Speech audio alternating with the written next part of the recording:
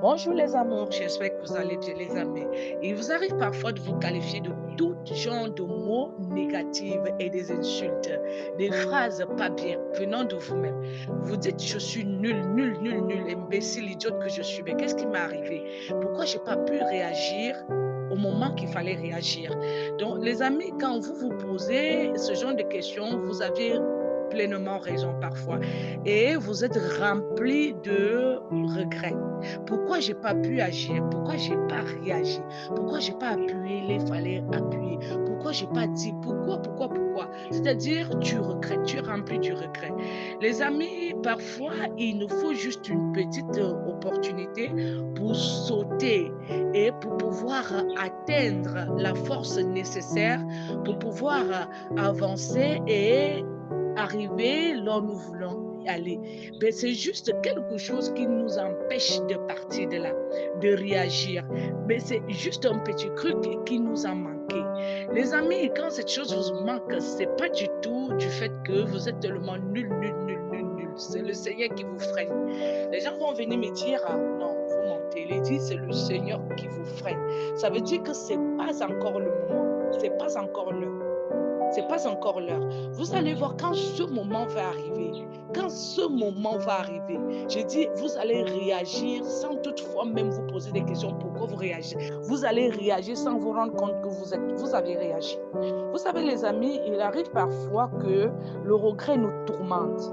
Le regret qui nous tourmente là n'est pas sur sa place, n'est pas là, il faut qu'il puisse être.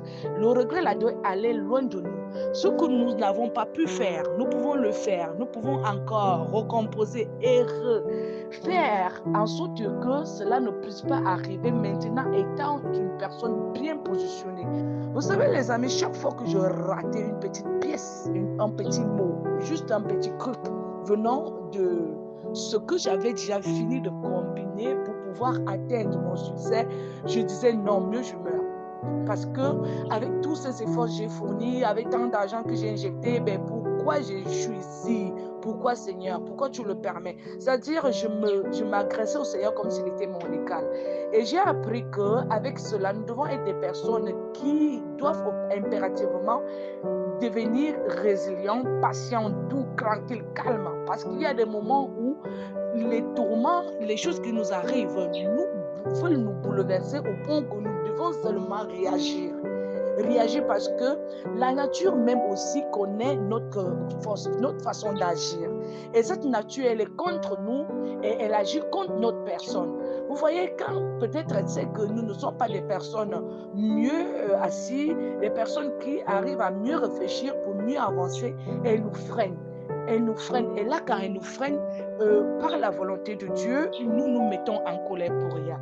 Nul, imbécile, idiot, imbécile. C'est-à-dire que tu mets tout ton entourage dans cette espèce de regret dont tu te retrouves. Donc, il est nécessaire aussi que nous apprenions à avoir des freins pour ne pas nous sentir régulièrement petites dans ce que nous avons fait pour ne pas causer préjudice à notre propre vie, ou bien pour ce que le Seigneur a plutôt décidé pour nous, pour que nous ne puissions pas échouer devant. Vous savez, parfois, il est important que nous devons comprendre que la nature, elle agit selon ce qui nous arrive. Elle agit selon ce qui doit nous arriver. Elle réagit aussi selon ce qui nous a été fait. Et elle nous met les freins pour nous souvenir que demain. Là, tu as fait l'erreur, par exemple, à l'époque. Pourquoi tu refais ça ici? Tu ne sais pas que si tu fais ça là et si tu te lances, ça ne va pas donner. Et là, nous devons automatiquement nous rappeler que nous ne sommes pas des êtres qui dirigent eux-mêmes leur vie. Il y a un être omniprésent à toute heure. Dieu est omniprésent. Ce Dieu est là pour nous guider, le seul qui nous guide, le seul qui nous accompagne dans toutes nos décisions, le seul qui est capable de nous maintenir ou bien de ne pas nous maintenir.